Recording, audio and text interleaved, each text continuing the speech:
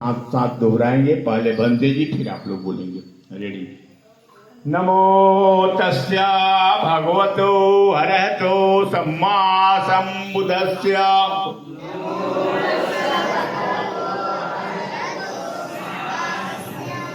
नमो तस्या भगवतो अरहतो सम्मा संबुद्धस्य।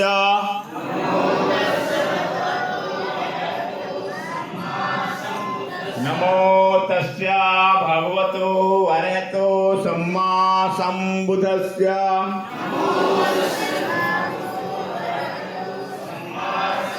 बुद्धं शरणं गच्छामि। धम्मं शरणं गच्छामि। संघं शरणं गच्छामि। बुद्धं शरणं गच्छामि। धम्मं शरणं गच्छामि। संघं शरणं गच्छामि। बुद्धं शरणं गच्छामि। धम्मं शरणं गच्छामि। संघं शरणं गच्छामि। पानातिपाता वीरमणि शिक्षापदं समादयामि।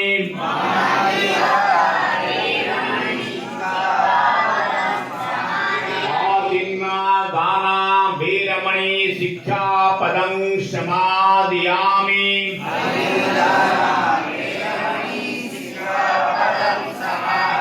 कामेषु मिथ्याचारा वीरमणि शिक्षापदं समादयामि।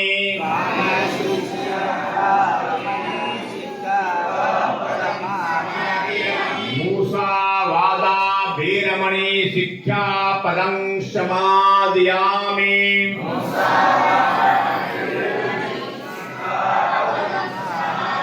शूरावीर्यवज्रोपमाजुठाना वीरमणि शिक्षापदं समादयामि।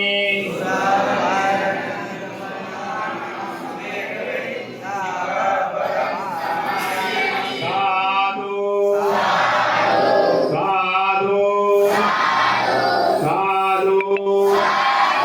बोलिए बुद्धं नमामि। धम्मं नमामि। संघं नमामि। भीमं नमामि। साधुवाद, धन्यवाद। मेरे सब रखा है, क्या विषय रखा है गौर करेंगे। आज का विषय रखा गया है भंते दामापुत्र का पैगाम चाय वाले मोदी जी के नाम। जी हाँ, चाय वाले मोदी जी स्वयं कहते थे, कब जब नए नए प्रधानमंत्री बने थे तब, अब तो बोलना ही भूल गए। वो चाय वाला मोदी भीम की वजह से, भीमं नमामि की वजह से वो यहाँ के प्रधानमंत्री जी हैं। इसीलिए फिर मैं उनको दोहरा रहा हूँ कि भीमं नमामि बोलना सीखिए। और भीम की एक उंगली को मत काटना मोदी जी, वरना बहुत बुरे दिन होंगे। क्योंकि अच्छे दिन अब नहीं आए हैं, अच्छे दिन नहीं आए हैं, इससे भी बुरे दिन मिलने वाले हैं। इसलिए कि आप लोग भीम के एक उंगली को काटने के लिए तैयार है, तो ये उंगली वापिस कर देना। यही आज का विषय है। चलिए, हमें भीमं नमामि क्यों बोलना चाहिए, ये बात मोदी जी, योगी जी, महामहिम राष्ट्रपति महोदया जी, जो हमारी महारानी है आदिवासी समाज की, सबको, संतरी मंत्री सबको आज मैं बता रहा हूं इस क्लास में। जो दक्षिणी भारत का ये क्षेत्र है, जहां APJ डॉक्टर अब्दुल कलाम जी जैसे वैज्ञानिक सम्राट का जन्म हुआ है। और जानते हैं कि इनका जन्म हुआ है रामास्वामी नायकर, जो दुनिया का सबसे बड़ा नास्तिक थे। उनका जन्म हुआ है वैसे जगह पे मैं पूरे सरकार को चुनौती दे रहा हूं, बता रहा हूं कि एक उंगली भीम की उंगली के इशारे पे हमें भीमंग नमामि क्यों बोलना चाहिए। भीमंग नमामि का मतलब होता है कि हम लोग पूरे देश के लोग भीम के दिए हुए भारतीय संविधान के धाराओं को अंगीकार करें, वरना संविधान किसी को माफ नहीं करेगा। भीम ने दीक्षा में 22 प्रतिज्ञा अगर दिया तो 22 प्रतिज्ञा को कानून बना दीजिए चाय वाले मोदी जी, इसी में आपकी भलाई है। बाबा साहब का 22 प्रतिज्ञा भी उनको नहीं रहने का मौका दिया। 22 प्रतिज्ञा क्यों दिया गया? कानून बनाने के लिए। तो कानून बनाना होगा तो हम लोग भीमंग नमामि बोलते हुए भारतीय संविधान के धाराओं को अंगीकार करते हैं और बाबा साहब के 22 प्रतिज्ञा को स्वीकार करते हैं, इसीलिए सबको भीमंग नमामि बोलना चाहिए। बाबा भीम का कोई ताली नहीं बजाएंगे। बाबा भीम ने जो दीक्षा का शब्द दिया है वो दीक्षा पूजा करने के लिए नहीं था। दीक्षा का शब्द भारतीय संविधान का आर्टिकल है, कानून है, व्यवस्था है जो हर भारतीय पर एक समान लागू हो। बाबा साहब का मिशन है आई एम फर्स्ट इंडियन और लास्ट इंडियन। हम प्रथम भारतीय हैं और अंत तक भारतीय हैं, ये सर्टिफिकेट सबको मिलना चाहिए। तो आइए, बाबा साहब का दीक्षा का शब्द भारतीय संविधान से कितना गहरा संबंध रखता है इसका विश्लेषण मैं बोल रहा हूं, सबको जानना होगा, जरूर जानिए। दीक्षा का पहला शब्द होता है, ये 5 उंगली की तरह है, ये पहला शब्द। यानी बच्चों मेरे हाथ में कितना उंगली है आप लोग बताइए, बच्चे मान के सच्चे हो। तो दीक्षा का पहला शब्द में 5 प्रकार की ऊर्जा है। उस ऊर्जा को हम लोग क्या कहते हैं? नमो तस्य भगवतो अरहतो सम्मा सम्बुद्धस्य। नमो तस्य का मतलब होता है मैं अपने आंतरिक ऊर्जा को नमस्कार करता हूं, अपने शक्ति को मैं स्वीकार करता हूं। हर इंसान को अपने आंतरिक ऊर्जा, अपने शक्ति पे भरोसा होना चाहिए, उसको अंगीकार करना चाहिए, स्वीकार करना चाहिए, स्वावलंबी बनना चाहिए, लेकिन भगवान पे भरोसा नहीं करना चाहिए। ये हुआ नमो तस्य। अपने आंतरिक ऊर्जा को हम लोग, आप लोग सभी को ही स्वीकार करें।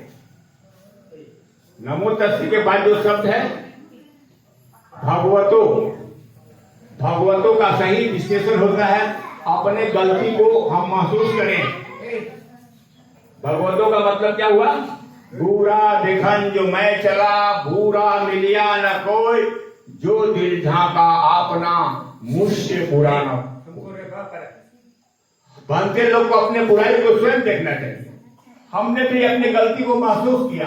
कल हम नहीं आते थे, हमें महसूस हुआ कि नहीं, उस दक्षिणी भारत में जहां लोग भारतीय भाषा बोलना पसंद नहीं करते हैं, नहीं समझते हैं, वैसे भारतीय लोगों को हमें जाके बताना चाहिए, अपने कमजोरी को महसूस कराना चाहिए। मोदी जी भी संकल्प करो कि आप कितने गलत हो, जोगी जी भी संकल्प करो, सारे लोग संकल्प करो। सच में संत कबीरा भी यही कहते हैं, बुरा देखन जो मैं चला, बुरा मिलिया न कोई, जो दिल झांका अपना मुझसे बुरा न कोई। हर इंसान अपने अपने बुराई को गलत, हम आप भी अपने मार्ग को, अपने कामवासना को, तृष्णा को, द्वेष के भाव को मारने का कष्ट करें तो हम भी अर्हतो बन सकते हैं। इसके बाद जो शब्द है सम्मा, ये चौथा शब्द है। सम्मा का मतलब दीपक होता है।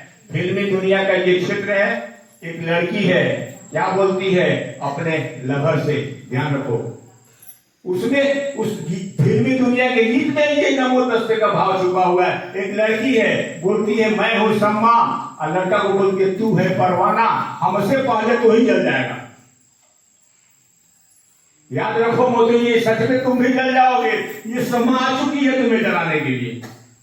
तो सम्मा का मतलब होता है दीपक होता है, आंख का रोशनी होता है।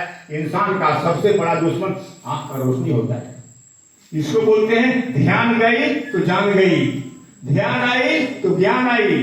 अपने अपने आंख का रोशनी सही कर लो, पूरा देश ही सुधर जाता है। नहीं तो सावधानी हटी और दुर्घटना घटी। इसको बोलते हैं आंख की रोशनी को सही करना सम्मा। सम्बुद्धस्य का मतलब चित्त को प्रशुद्ध करो। ये ब्रेन के बाद तुम्हारे बाद कोई ईश्वर खुदा काट नहीं है। चीज को प्रस्तुत करो। ये भगवान का कचरा, ईश्वर खुदा काट के कचरा को, प्रदूषण को निकाल के फेंको।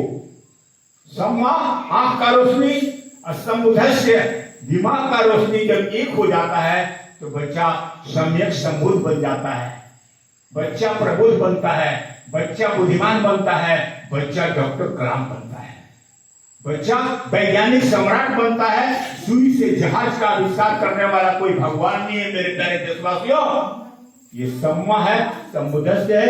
इंसान के आंख के रोशनी से और दिमाग के रोशनी से हर काम हो सकता है। इसीलिए हमारे देश में ईश्वर खुदा गाइड की जरूरत नहीं है। ये पांचों ऊर्जा को एक करो। बुद्ध का क्या शिक्षा लागू होता है? अत्य दीपो भव, तुम अपने प्रकाश से स्वयं प्रकाशित बनो। ये बात बाबा साहब ने भारतीय संविधान की किताब पे आर्टिकल के रूप में लिखा है। ये मैं अपने मोदी जी, योगी जी की बात करते हैं, जो भगवान की बात करते हैं, संविधान की बात नहीं करते हैं। मंत्री बनते हैं तो शपथ देते हैं संविधान का, और मंत्री बनने के बाद पूजा करते हैं कृष्ण भगवान का, गणपति भगवान का। राम पैदा ही नहीं हुआ, खीर खाने से बच्चा नहीं पैदा होता है, फिर भी वो राम की बात करते हैं, जय श्री राम की बात करते हैं। जाते हैं जापान में तो नमो बुद्धाय बोलते हैं, बुद्ध की बात करते हैं। यहाँ आते हैं तो इनको संविधान नहीं दिखता है, भगवान दिखता है। अपनी गलती को महसूस करो, वरना ये बच्चे तुम्हें माफ नहीं करेंगे। ये भीम का उंगली है, इस उंगली को मत काट देना, इस उंगली को मत काटना। ये आज का पैगाम क्या है? चाय वाले मोदी के नाम भेज दो पार्लियामेंट के कोने कोने में, पहुंचाओ इस बात को, इसलिए आपको बताया जा रहा है। तो ये पांचों ऊर्जा करो। नमो तस्य भगवतो अरहतो सम्मा सम्बुद्धस्य। इसका मतलब होता है अत्य दीपो भव, तुम अपने प्रकाश से स्वयं प्रकाशित बनो। इस बात को बाबा साहब ने भारतीय संविधान के किताब पे आर्टिकल बनाया है, यानी चित्रण किया है। उस चित्रण को क्या बोलते हैं? राष्ट्रीय चिन्ह सम्राट अशोक स्तंभ। सम्राट अशोक स्तंभ कहां से दिया गया है पता है? लौह स्तंभ। हमारी भारत सरकार लौह स्तंभ को कहां चुरा के रखी है? कुतुब मीनार। दुनिया भर के अच्छे अच्छे वैज्ञानिक लोग कुतुब मीनार में आते हैं, वहां लौह स्तंभ को देखते हैं। लोहार युग का है, लोहार युग का लौह स्तंभ कुतुब मीनार में छुपा के रखा जाता है। और वैज्ञानिक खोज करते हैं तो पता चलता है कि जो चमक उस जमाने का था वही चमक आज तक कुतुब मीनार में है। वह शिल्पीकार, वह लोहार कैसा होगा? जो मूर्छा से रहित बनाया। आज देश में मूर्छा की जरूरत नहीं है, युद्ध की जरूरत नहीं है, बुद्ध के एशिया लाइट चमक की जरूरत है। वह स्तंभ, लोहा स्तंभ अपने आप में साक्ष्य है। लौह स्तंभ से अशोक स्तंभ बना है। इसीलिए बाबा साहब ने सम्राट अशोक के स्तंभ को संविधान के किताब पर चिन्हित किया है, आर्टिकल किया है। उसमें 4 शेर होते हैं प्यारे बच्चों। संविधान के किताब पे क्या होता है? 4 शेर। 4 का मतलब 4 दिशाएं होती है, शेर का मतलब गर्जन होता है। संविधान क्या कहता है? शेर बनो, बकरा नहीं, बलि बकरी की होती है, शेर की नहीं। लेकिन हमारी सरकार इन बच्चों को गणपति का चूहा बनाकर रखना चाहती है। संविधान क्या कहता है? शिक्षा शेरनी का दूध है, जो पीता है वह दहाड़ता है। तो शेरनी का दूध कहाँ है? संविधान का जितना आर्टिकल है वही शेरनी का दूध है। यहाँ पे मैं APJ डॉक्टर अब्दुल कलाम महामहिम का मैं चर्चा करना चाहूंगा। जब हमारे देश में वाजपेयी सरकार थी तो कलाम साहब यहाँ के महामहिम थे, राजा थे, राष्ट्रपति थे। वाजपेयी जी बाबा साहब के संविधान का समीक्षा करना चाहते थे। उस समय उन्होंने उंगली उठा के कहा था, खबरदार, भारत का संविधान समीक्षा करने का विषय नहीं है, उसके आरक्षण को देश में लागू करने की जरूरत है। याद रखना, भारत का संविधान समीक्षा करने का विषय नहीं है, उस कानून को देश में लागू करने की जरूरत है। शेर क्या कहता है? उस कानून को लागू करो। शेर के नीचे क्या लिखा हुआ है? वह कानून बनना चाहिए, लेकिन उसको खत्म करना चाहती है हमारी मोदी सरकार को, अनिवार्य सरकार। वह शब्द है सत्यमेव जयते। है ना जी? है ना? यह लिखा है ना? देखने के लिए नहीं, समझने के लिए लिखा हुआ है। सत्यमेव जयते का विश्लेषण लिख दीजिए मोदी जी नए पार्लियामेंट के। वो भवन पे सत्य के रोशनी से जलो, सबको सम्यक न्याय दो। कलाम साहब ने आर्टिकल लिखा है, king of law doctor B.R. Ambedkar. उस आर्टिकल में लिखा गया है, डॉक्टर B.R. अम्बेडकर कानून के बादशाह थे। उन्होंने भारत का संविधान जो लिखा है, वह संविधान कहता है सत्य की रोशनी से जलो और सबको सम्यक न्याय दो। भारत का संविधान क्या कहता है? सत्य की रोशनी से जलो, असत्य की रोशनी से मत जलना, आदिवासियत को पैदा करो। संविधान की किताब पे शेर लगाया गया है, भगवान नहीं बनाया गया। फिर आदिवासियत का राजा होता है, जंगल का राजा होता है, सबको पता है। हमारा संविधान आदिवासियत के सूत्र से चलता है। हमारा संविधान भगवान को नहीं मानता है, शेर को मानता है। तो हम यही कहना चाहेंगे अपने सरकार से, सत्य में जयते, सत्य के रोशनी से जलो और सबको सम्यक न्याय दो। बुद्ध का भी शिक्षा यही है। क्या है? नमो तस्य भगवतो अरहतो सम्मा सम्बुद्धस्य अत्यदीपो भव। तुम अपने प्रकाश के प्रकाशित बनो, सत्य में जयते, सत्य के रोशनी से जलो और सबको सम्यक न्याय दो। इसका विश्लेषण यही होता है जो पूरे भारतीयों को जानने की जरूरत है। इसके बाद मैं आप लोगों के सामने त्रिरत्न का विश्लेषण, त्रिरत्न का सही अर्थ बताने जा रहा हूँ। त्रिरत्न पूजा करने का विषय नहीं है। पूरी दुनिया का जब सर्वे करते हैं, खोज करते हैं, दुनिया में 3 प्रकार के रत्न होते हैं, बुद्धि, प्रकृति और समाज। इसको पाली में क्या कहते हैं? बुद्धं शरणं गच्छामि, धम्मं शरणं गच्छामि, संघं शरणं गच्छामि। बुद्धि, मानव की बुद्धि, प्रकृति, पर्यावरण और समाज, चीजों की रक्षा करो। मानव अपने बुद्धि की रक्षा नहीं करेगा, बुद्धि गलत होगा, वो खुराफात करेगा। हम पर्यावरण की रक्षा नहीं करेंगे, प्रकृति के साथ नहीं चलेंगे, प्रकृति हमें बर्बाद कर देगा। हम समाज को नहीं बचाएंगे, समाज के लिए हम कुछ नहीं करेंगे, समाज हमारा खत्म हो जाएगा। इसीलिए बाबा साहब ने बुद्धि, प्रकृति और समाज को बचाने के लिए भारतीय संविधान में ये पंचशील का आरक्षण लिखा है। फिर यहाँ 5 की बात आती है। 5 का मतलब पंचशील होता है। ये पंचशील का आरक्षण क्या होता है? ध्यान से सुनिए, इसी को हमारी सरकार खत्म कर दिया है। पहला आरक्षण क्या है? पानाति पाता बेरमणि शिक्षा पदं क्षमादियामि। इसका मतलब होता है जियो और जीने दो, प्राणियों की रक्षा करो, किसी की भी हत्या मत करो, किसी के साथ मानसिक हत्या नहीं होना चाहिए। उपेक्षित समाज को गले लगाओ, अनाथ बच्चों को गोद उठा लो, और ये जो असहाय बच्चे हैं, इन बच्चों के लिए ऊंची शिक्षा की व्यवस्था करो। इसी आरक्षण की वजह से आपको हमको सब कुछ मिला हुआ था, लेकिन हमारी सरकार हमारे अंगूठा को काट दिया, आरक्षण को खत्म कर दिया, शिक्षा को खत्म कर दिया। देश में यह सील लागू होना चाहिए, जिसको हम लोग पाली में कहते हैं पानाति पाता बेरमणि शिक्षा पदं समादियामि। जियो और जीने दो। इस आरक्षण को देश में सख्ती से लागू करो। दूसरा आरक्षण क्या है कि ध्यान से सुनो। अदिन्ना दाना बेरमणि शिक्षा पदं समादियामि। इसका मतलब होता है चोरी मत करो और राष्ट्र की संपत्ति को मत लूटो। हमारे संपत्ति को, हमारे अधिकार को लूट लिया गया था। याद रखिए, नोट कर लीजिए। जब यहाँ के अंग्रेज थे तो हमारे एक सिक्का 1 रुपये का कीमत कितना होता था? 10 ग्राम चांदी होता था। सरकार के रिकॉर्ड में है। लेकिन उस सिक्का को, उस रुपया को कागज के नोट में बदल दिया गया, और आज नोट फट जाता है तो लोग बोलते हैं कि नहीं चलेगा। ये तो सबसे बड़ा चोरी है। पूछा जाए कि 10 ग्राम चांदी का 1 रुपया होता था, मेरा चांदी 10 ग्राम का कहां चला गया? तुमने चोरी किया। सोने की मोहरें होती थी, तांबे के सिक्के होते थे, सब कहां चला गया? सब लूट गया, सब चोरी हो गया। अब हमारा कीमत कितना हो गया? 5 किलो चावल। तो सरकार से हम अपील करेंगे, हमारे राष्ट्र की संपत्ति को तुमने चोरी किया है, हमारे देश के संपत्ति को लूटा है। हम दुनिया में सबसे अमीर थे, और आज भी हो सकते हैं। कब? जब 1 रुपये का कीमत 10 ग्राम चांदी दे दोगे तब। अब जोड़ो ना, कैलकुलेटर है। 1 रुपये का कीमत 10 ग्राम चांदी, 500 रुपये का कीमत कितना हो जाएगा पता है? हम दुनिया में सबसे अमीर थे, लेकिन राष्ट्र की संपत्ति को लूट लिया गया है। इतना ही नहीं, जो राष्ट्र के विकास के लिए राष्ट्रीयकरण किया गया था वो भी प्राइवेटकरण हो गया है। सही है कि झूठा है? सही। हर व्यवस्था प्राइवेटकरण करने का मतलब हमारे संपत्ति को, हमारे अधिकार को लूट लिया गया है। अब तो हमारे अधिकार को लूटने के लिए ही कानून बन रहा है।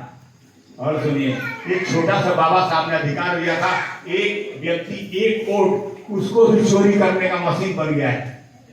आप लोग जानते हैं आपके वोट के लूटने को चोरी करने का कौन सा मशीन है, जानते हैं? ध्यान से सुनो, उस मशीन का नाम है ईवीएम मशीन। बहुत कुछ बोल जाते हैं, कोई ईवीएम मशीन का विरोधी है क्या? होना चाहिए।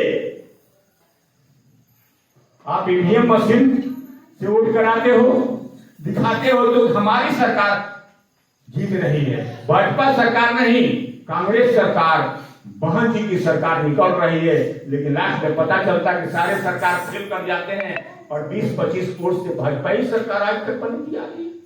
ईवीएम मशीन को हटाना पड़ेगा। मैं शिल्पीकार हूं, कारीगर हूं, चुनौती करता हूं। उस लोहे की दुकान को चुनौती करता हूं, जो लोहा का दुकान इलेक्ट्रॉनिक और तराजू रखता है। पहले का तराजू होता था, सामने वजन होता था, पसना देखा जाता था, 100 ग्राम कम नहीं होता था। लेकिन वही जब मशीन से जब ये तराजू जो होता है ना, तो 5 क्विंटल में 50 किलो कम दिया जाता है, पता नहीं चलता है। उसी तरह ईवीएम मशीन है। ईवीएम मशीन एक ऐसा मशीन है, आपको देखने में सब कुछ लगेगा, लास्ट में भाजपा सरकार ही बनेगी। मैं पूछना चाहता हूँ भाजपा सरकार वाले को, तुम अपना बेटा बेटी का शादी ईवीएम मशीन से करो, मैं तो यही कहता हूँ, कर दो। एक लड़का रहता है बॉम्बे में, दूसरा लड़का दिल्ली में, दोनों का मल्यार्पण कर दो और ईवीएम मशीन से भी सुहाग रात मनाने का आग्रह कर दो। लड़का लड़की को पास आने की जरूरत ही क्या है? अरे बैंकों सारे देशद्रोही, जब तुम अपने लड़का लड़की का शादी तुम ईवीएम मशीन से नहीं कर सकते हो, कंप्यूटर से नहीं कर सकते हो, तो हमारे वोट को कैसे तुम कंप्यूटर से कराना है? याद करो, हम भगत सिंह शहीद हैं, रामदास लोहार अमर शहीद के हम बेटा हैं। तुम हमको शहीद कर देना, लेकिन हमारी जनता का अधिकार को मत छीनना, चोरी मत करना, ईवीएम मशीन को हटा दो। मैं कहता हूं कि यहां तुम्हारी सरकार नहीं बनी। देखो, बैलेट पेपर में हमारा दूल्हा का चीज रहता है। दुल्हन को आजादी है, जिस लड़का को चाहेगी उसको दूल्हा के लिए मल्यार्पण कर देती है। उसी तरह हमारे जो बैलेट पेपर के जो चिन्ह है ना, हम अपने प्रेमी को स्टाम्प मारते हैं, मल्यार्पण करते हैं। इसीलिए मेरे बाप को जगह के कोने कोने में फैला दो। जब अपने बेटा बेटी का शादी तुम ईवीएम मशीन और कंप्यूटर से नहीं कर सकते हो, सामने सेट पे करते हो, तो हमारे सेट पे ला दो, जिसका नाम है बैलेट पेपर। हम जिसको चाहेंगे उसी को हम मल्यार्पण करेंगे और उसी की सरकार बनेगी। इसी को बोलते हैं दीना दाना वीरमणि शिक्षा परम समाधियामी। चोरी मत करो, राष्ट्र की संपत्ति को मत लूटना। जो लोग लूटा है उसको कड़ी से कड़ी सजा का कानून बनाओ। ये आरक्षण देश में निश्चित लागू होना चाहिए। अब तीसरा मैं बोलने जा रहा हूं। तीसरा आरक्षण क्या है? पाली में सुनो। कामेषु मिच्छाचारा वीरमणि शिक्षा पदम समाधियामी। इसका मतलब होता है बहन बेटियों की इज्जत को, आबरू को सुरक्षित रखो। इन औरतों को लिंग ज्योति को प्रसन्न करने के लिए मंदिर में बुलाया जाता है और व्रत है, जिससे मुकदमा चला है आसाराम बापू, जो राधा कृष्ण के नाम पे दो ज्योतियों को रेप का शिकार होकर भी सुरक्षित रहे। धार्मिक जितनी स्थलें हैं, इस तरह के रसिक जो शब्द है, योना प्रचोदयात है वेद में, लिंग पूजा और चौथा आरक्षण क्या है? हमारे लोग नहीं समझ पाते हैं। चौथा आरक्षण कहता है मूषा वादा वीरमणि शिक्षा पदम समाधियामी। झूठी भाषण मत देना। सारे मंत्री 100% झूठा ही बात बोलता है। गंदी राजनीति मत करना। धर्म के नाम पे ठगी मत करो। सांप्रदायिक दंगा मत करो। जात पात छुआछूत के नाम पे, जादू टोना के नाम पे, ईश्वर गाड़ के नाम पे ठगी मत करना।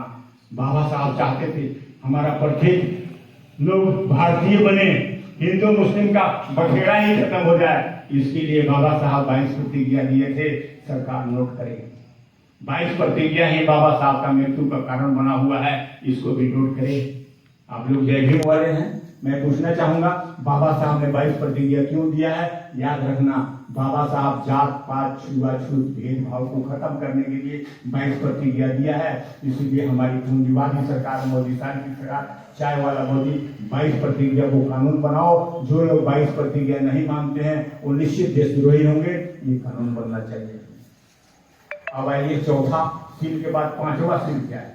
पांचवा सील कहता है सूरा मेरिया मज्जु पमाद खाना वीरमणि शिक्षा पदम समाधियामी। किसी भी प्रकार का नशा का सेवन मत करना। हमारी सरकार नशा खिलाने में सबसे आगे है। पहले तो अपने नीतीश सरकार का भी मैं आलोचना करता हूँ। नीतीश सरकार कहती है कि शराब बंद करो, और ऐसा कानून बन गया कि उसका वर्दी वाला पुरुष घर घर शराब पहुंचा दिया। अभी इलेक्शन का समय है, मैं कहता हूं अगर नीतीश सरकार आप जनता को खुश करना चाहते हो तो जहां जहां शराब बनता है सब मुस्टोली में बनता है, गुड़ से बनता है, और वहां के थाने प्रभारी को 5 थाने प्रभारी को वर्दी उतार दो।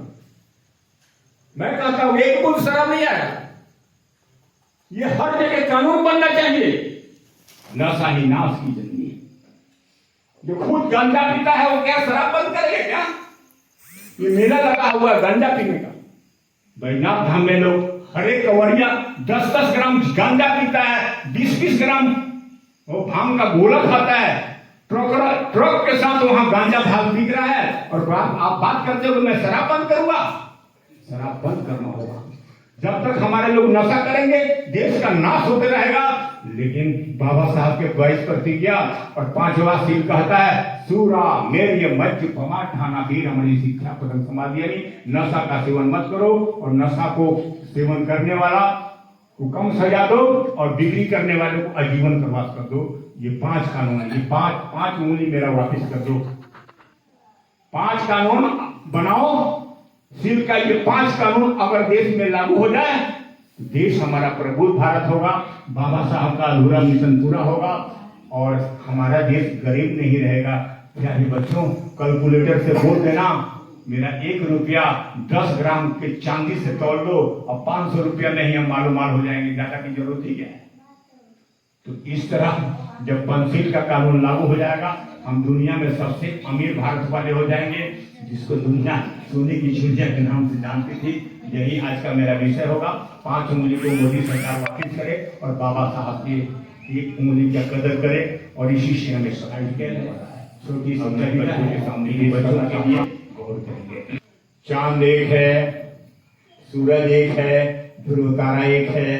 भीम कहते हैं एक में बहुत बड़ा ताकत होता है, एक दुनिया को बदल सकता है। कैसे?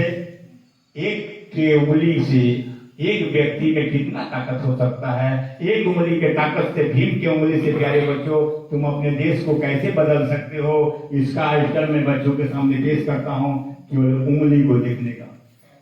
सारे बच्चों उंगली को देखो, जो पीछे पढ़ते हैं उनके लिए जय भीम अभिवादन। ध्यान से सुनो। जय भीम अभिवादन तुम सबको करते जाना, प्रातः जग कर तुम पढ़ना और पढ़ाना। बच्चों याद रखोगे या भूल जाओगे? बोलो याद रखोगे या भूल जाओगे? बनना है तुमको जय भीम का सिपाही, संविधान के पथकार तुम्हें बनना है राही। शासन करता तुम जमात बन जाना, हुक्म के कुर्सी पर तुम बैठ जाना। बोलो याद रखोगे या भूल जाओगे? बोलो याद रखोगे या भूल जाओगे? माता पिता से तेरा तन मिला है, धूल का फूल बनकर तुम खिला है। माता पिता का कर्ज है चुकाना, उनके कदमों में सर को झुकाना। बोलो याद रखोगे या भूल जाओगे? बोलो याद रखोगे या भूल जाओगे? करना है तुमको खुद का समीक्षा, संकट काल में होगी तेरी परीक्षा। संकट काल में तुम जरा न घबराना, अरे जय भीम का शेर बनकर गुरगुराना बोलो याद रखोगे या भूल जाओगे, बोलो याद रखोगे या भूल जाओगे। बाबा भीम का मिशन है अधूरा, बच्चों तुम्हें ही करना होगा पूरा। जय भीम का लाल तुम बन जाना, और 22 प्रतिज्ञा तुम लोग हरदम दोहराना, बोलो याद रखोगे या भूल जाओगे। बोलो जी, याद रखोगे या भूल जाओगे। 22 प्रतिज्ञा का कानून बनाओगे ना? हाँ जी, 22 प्रतिज्ञा का कानून बन जाएगा। भीम ने गोली नहीं मारा था, अछूत पर का खत्मा किया था। आप लोगों को भी अपने माँ बाप के सामने जाके बोलना होगा, संकल्प लेना होगा, मेरे मम्मी पापा तूने मेरे को जन्म दिया है, मैं धन्यवाद देता हूँ, लेकिन देश चलाने के लिए। आपका जन्म क्यों हुआ है? देश चलाने के लिए। एक ब्राह्मण अपने बेटा को क्या बताता है, सुनो। एक ब्राह्मण अपने बेटा को बताता है कि हम लोग श्रेष्ठ कुल में ब्राह्मण कुल है, और तेरा जन्म हुआ है राजपुरोहित बनने के लिए। जब ब्राह्मण के लड़के को नौकरी नहीं मिलता है, राजपुरोहित भी नहीं बनता है, घर घर का पुरोहित बनता है। इन बच्चों को सिखा दो, तुम्हारा जन्म ही हुआ है देश चलाने के लिए। आप माँ बाप को संकल्प लो, अगर मैं मम्मी पापा पढ़ लिख कर अगर मैं अधिकारी नहीं बना तो मैं अपने आप को गोली मार लूंगा।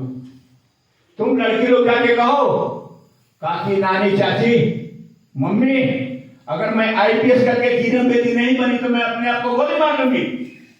ऐसा संकल्प जब लेंगे तो गोली तो नहीं मारेंगे, एक एक अधिकारी जरूर बन जाएंगे। क्या बनेंगे? 1 गर्ल 1 आईपीएस। बोलो 1 गर्ल 1 आईपीएस बनने का। और आप लोग बोलो 1 बॉय 1 लीडर बनेंगे। बनेंगे ना? चलो भैया, सब बनेंगे, 100% बनेंगे। संकल्प लेने के लिए हाथ जोड़िए आप लोग। बच्चे लोग हाथ जोड़ेंगे। बच्चे लोग हाथ जोड़ेंगे, बूढ़े लोग सुनेंगे। हाँ, मेरे शब्दों में शब्द मिला के आप लोग को बोलना है, भंते जी जैसे बोलने को वैसे बोलने का, ठीक है? चलो रेडी हो जाइए बोलने के लिए, संकल्प लेने के लिए सारे बच्चे रेडी हो जाओ। बोलिए, भंते जी हम लोग आपके प्यार से, आपके आशीर्वाद से अच्छी पढ़ाई करेंगे। पढ़ लिख कर हम लोग जय भीम का औलाद बनेंगे। हम लोग जय भीम का शेर बनेंगे, गणपति का शिवानी बनेंगे। हम लोग साहब के अधूरे मिशन को साकार करने के लिए बॉम्बे से, बेंगलोर से अच्छी पढ़ाई करेंगे, और दिल्ली इंडिया गेट पर पढ़ाई करेंगे।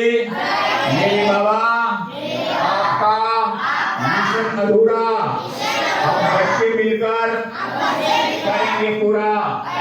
जैसा हम लोग से आए हुए इन लोग के सामने संकल्प लेते हैं। हमारे माता पिता जी, दादा दादी, समाज के बड़े बुजुर्ग लोग हमारे सहायक बनेंगे और साथ बनेंगे। बच्चों का संकल्प है तो जरूर पूरा होगा, लेकिन दादा लोग सबको रामजी राव सूबेदार बनना होगा। यहाँ का शिक्षक, यहाँ की सरकार आपको नहीं पढ़ाएगी जी, वो तो महार का लड़का और चमार का लड़का बोलती है। पढ़ाना आपको अपने बच्चे को स्वयं होना होगा। जिस तरह रामजी राव सूबेदार भीम को 2 बजे 3 बजे रात को जगाते थे। उस किताब का नाम है, उस किताब का नाम है life of mission. Life of mission doctor B.R. Ambedkar. किताब का नाम रिकॉर्ड कर लीजिए। किताब का नाम क्या है?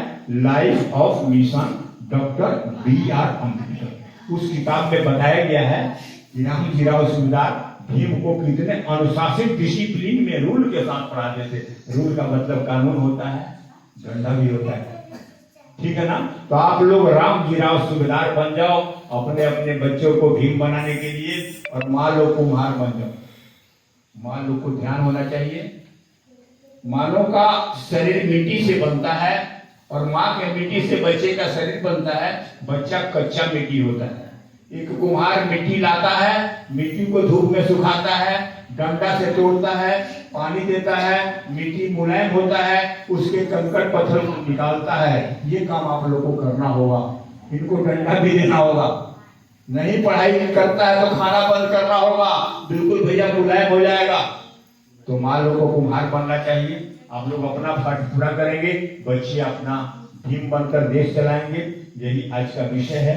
अंतिम आवाज के लिए अभी आप लोग जानिए भीम का 4 हथियार। संविधान की धारा जानो, संविधान पढ़ो सब कोई रे। संविधान की धारा से सोने की चिड़िया होई रे। संविधान की धारा से सोने की चिड़िया होई रे।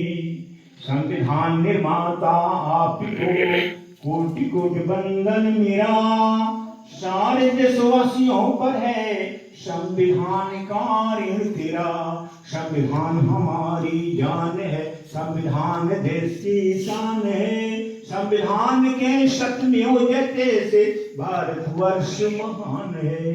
संविधान को देश का राष्ट्रीय ग्रंथ मानो सबको रे। संविधान की धारा जानो, संविधान पढ़ो सबको रे।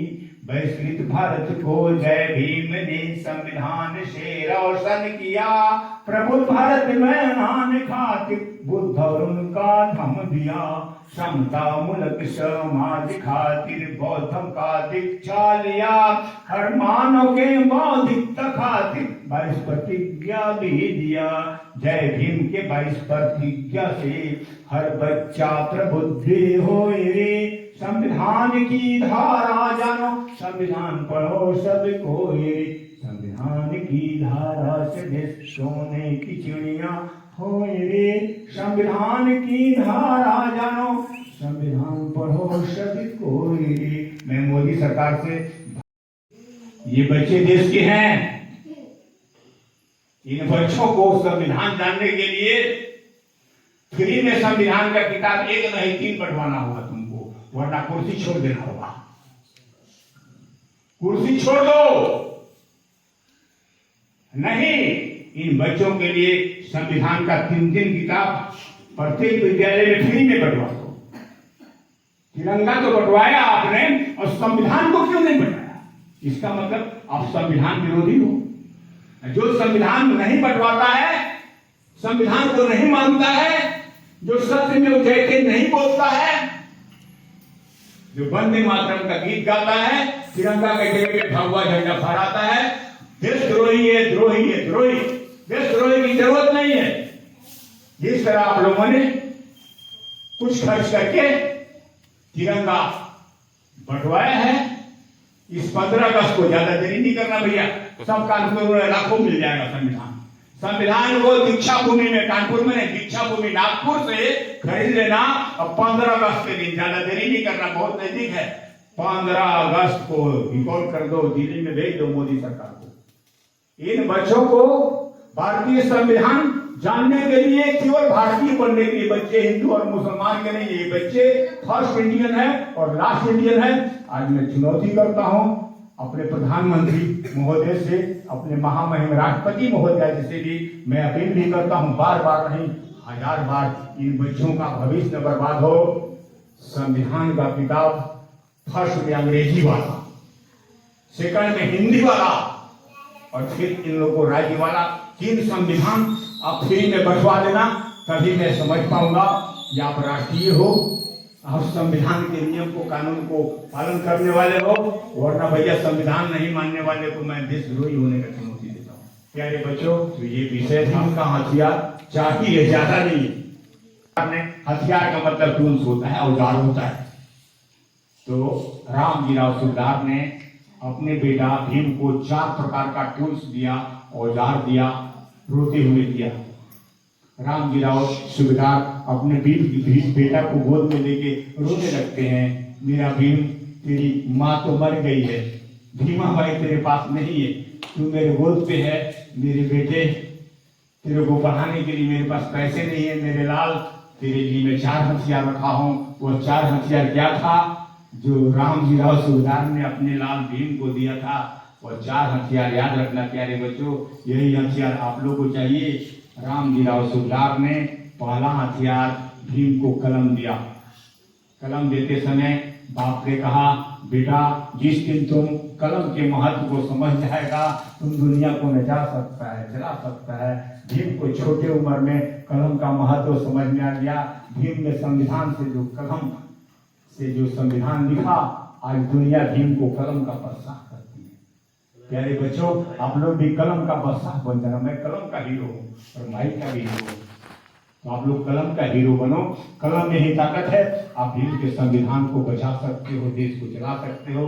ये भीम का पहला कलम। दूसरा हथियार क्या है? रामजीराव सूबेदार ने अपने बेटा भीम को घड़ी दिया। घड़ी देते समय कहा, बेटा भीम, दुनिया में वही आगे बढ़ते हैं जो समय के महत्व को समझते हैं। मैं सरकार को बता रहा हूँ, हमारा देश इसीलिए पीछे है कि लोग यहाँ समय की कीमत को नहीं जानते।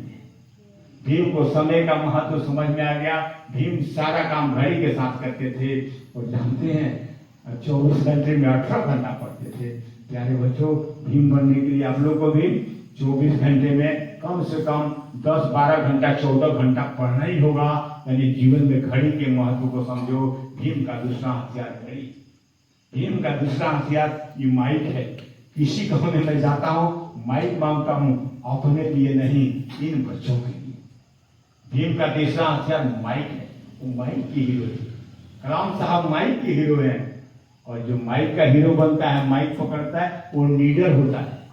जो बच्चा बचपन से लीडर होता है, जो बच्चा बचपन से बच्चा क्या होता है, 1 क्लास से मॉनिटर होता है। मॉनिटर जो बच्चा मॉनिटर होता है वही लीडर होता है। और जो लीडर होता है अपने कॉलेज का लीडर होता है। बाबा साहब डॉक्टर कलाम कॉलेज के लीडर थे, तो कॉलेज का लीडर बनने के लिए तीसरा हथियार माइक है। और चौथा हथियार भीम का था ब्लैक बोर्ड। ब्लैक बोर्ड पे लिखने, पढ़ने और पढ़ाने की कला भीम को बचपन से सिखाया गया। यही प्यारे बच्चों 4 हथियार है भीम का, कलम, घड़ी, माइक और। लेकिन हमको ये छोटे छोटे बच्चों को उनको हिंदी भी नहीं समझता और मराठी भी नहीं समझता, कन्नड़ समझता है। लेकिन तुम बोलता है हिंदी और ये कन्नड़ में बोलता है। लेकिन ऐसे क्यों? ये हमारे औरत लोग को ये जैसे कि तुम्हारी बात अलग और हमारी बात अलग, और तुम हिंदी बोल रहे हैं, हम कन्नड़ के लोग है, कर्नाटक के लोग है, हमारे डिस्ट्रिक्ट और हमारे आप देश हिंदी और इंग्लिश भी है और कन्नड़ भी है। समाज है, विज्ञान है, गणित है, सब कुछ हमारी किताब है।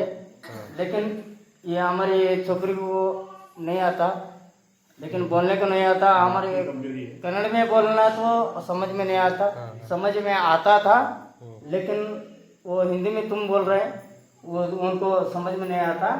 इसलिए मैं जय भीम और जय कर्नाटक और जय भारत। बहुत अच्छा। सभी को नमस्ते बोलते हुए, और आपने यहाँ पे आया और हम लोगों को ये बच्चों का बारे में, इनका भविष्य के बारे में हमको बताया। और ये लड़की लोगों और ये लड़का लोगों के बारे में भी हमको ये क्या क्या करना चाहिए, कितना इन लोगों पे ध्यान देना चाहिए, ये भी बताया। और ये बाबा साहब के बारे में भी, इनका चरित्र का बारे में भी अपने को ज्ञान दिया। बहुत अच्छा लगा ये प्रोग्राम। आप आके हमको बहुत खुश मिला। साधु साधु, बहुत अच्छा बोले आप। पहले मैं आपका शुक्रिया अदा करना चाह रहा हूँ। जी साधु बस सर। जीवन क्या है, जीवन का अर्थ क्या है, आपने अपने अपने शब्दों में समझा भी। क्योंकि बच्चों लोगों को जो भाषा है वो भाषा है कन्नड़ा इधर का।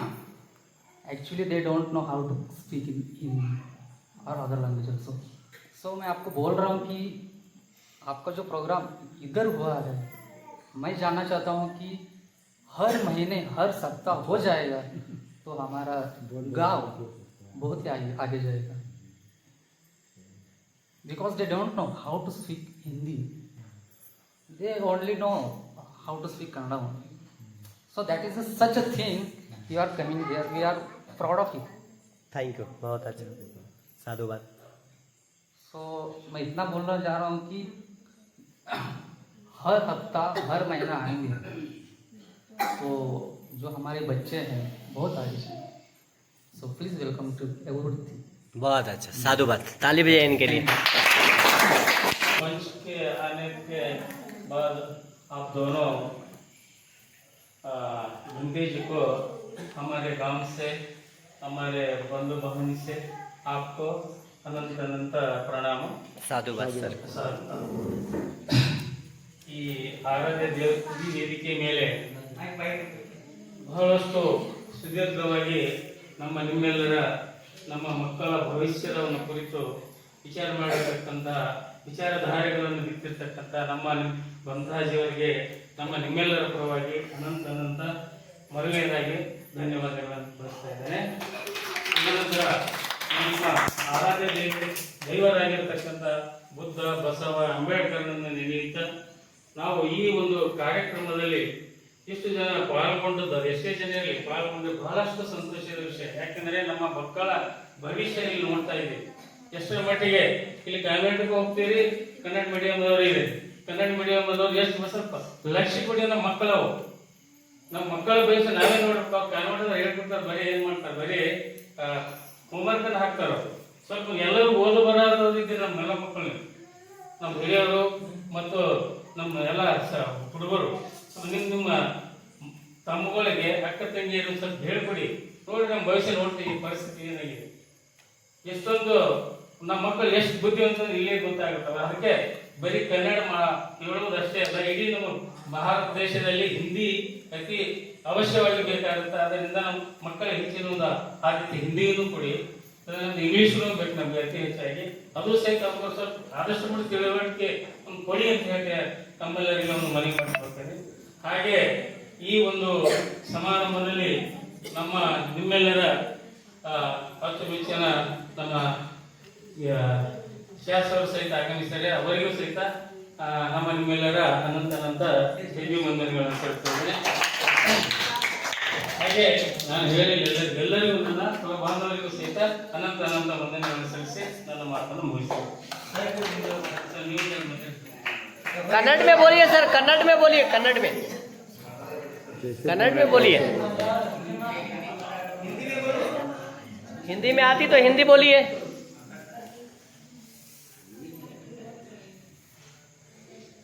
कन्नड़ में बोलिए। हिंदी आती तो हिंदी में बोलिए, हिंदी आती है तो हिंदी में बोल सकते आपको हैं। कन्नड़ समझते हैं? नहीं नहीं, मतलब वो 2% समझते हैं। हम भी गवर्नमेंट स्कूल टीचर है, अच्छा, सरकारी ಪ್ರೌಢಶಾಲೆ ಸರಿ ಎಚ್ಚರಿಕೆ. Okay okay okay. हम यहाँ पर ಎಲ್ಲರಿಗೂ ಜೈ ಭೀಮ್ ವಂದನೆಗಳು, ನೀಳ ಕಡಕ್ ಜೈ ಭೀಮ್.